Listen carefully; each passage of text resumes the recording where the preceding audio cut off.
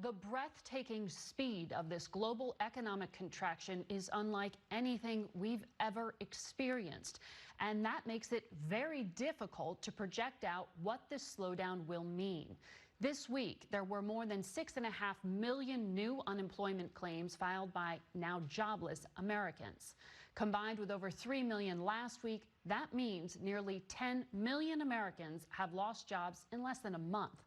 We turn now to James Bullard, President and CEO of the Federal Reserve Bank of St. Louis, one of 12 banks that make up the Federal Reserve System. He joins us from St. Louis. Good to have you with us.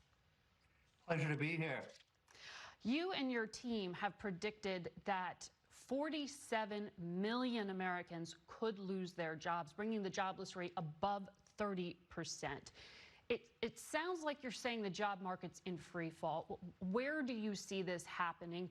What Americans, what industries? Yeah, I would push back against the idea of the economy or the job market being in free fall. We're asking people to stay home to invest in national health.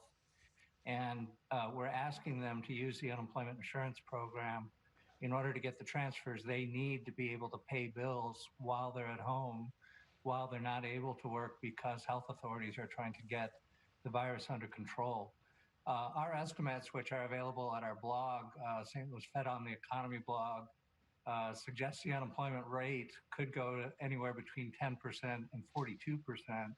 The 32% number is a compromise in the middle. And that's what I'm asking you about. I mean, there's this idea when I speak to business leaders in particular that some of those jobs are going to come back, that these are temporary furloughs, that there will be somehow just a switch that flips on and the economy will come back roaring. Isn't that a little bit of projection of a perfect scenario here? Well, I think it can be done. Whether it will be done depends on execution. I thought Congress did a great thing in passing their bill. I thought it was appropriately sized for this situation. The object is to keep everybody whole during the period when you're asking people to not go to their jobs and not go to the shops and basically not participate in the economy. Right. So in some ways, the uptake on the unemployment insurance program is a good thing because it means you're getting the transfers to the people that are being disrupted by this health ordered shutdown. But when you talk about transfers, you know, we saw one of the emergency programs launched by the government, this $350 billion package to help small businesses, supposed to be up and operational this week, but that's not actually happening according to some of the biggest banks like Citi. Like they're not even accepting applications right now. What is the real world impact of delays like that? Because the money's needed now.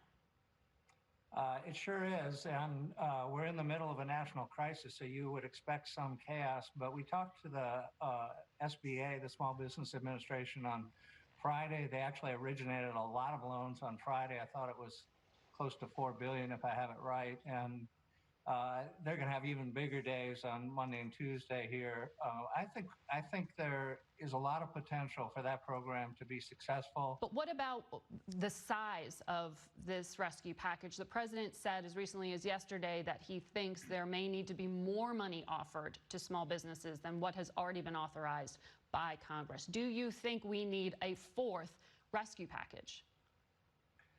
I felt like this one was well-sized for the situation. I think most of the impact is going to come in the second quarter here, which just started a few days ago. If you think about the U.S. economy, with very round numbers, we produce about $5 trillion worth of goods and services, and hence $5 trillion worth of income every quarter. This shutdown means that we're trying to only produce essential services and the goods and services that can be produced by workers working from home. Surely that's less than 50% of the total economy. So income is going to be down 50%. If you said that's $2.5 trillion, that sounds like about the number that Congress came up with here. So in that sense, I think you've got the right amount of resources. The challenge is, how are you going to get that to the right people that really have been disrupted? And that's the execution risk that we have here. But in principle, this is an understandable situation. We do not want people to go back to the basketball games. We do not want people to get on planes while this disease is ravaging the economy. So we want them to be able to pay bills, keep people whole during this crisis, and then we'll come out on the other side. There's nothing wrong with the economy itself. The economy was actually doing quite well going into this health situation. Well, I know, but that has that assumption also built into it, consumer psychology, that people will feel safe enough to do the things that they did before. Do you think that this global economy is going to look the same on the other side of this pandemic? Are those jobs actually going to exist for people to go back to? You know, I have good news for you, Margaret, because there is a solution using available technology today to fix the economic part of this problem. The solution is universal testing. What you want is every single person to get tested every day, and then they would wear a badge like they would after they voted or something like that to show that they've been tested. This would immediately sort out who's been infected and who hasn't been infected. That would help the healthcare sector. But it would also help the economy because we could interact with each other with a lot of confidence. Well, we will talk about that surveillance portion of the equation that you just referenced there ahead. Stay with us. More Face the Nation.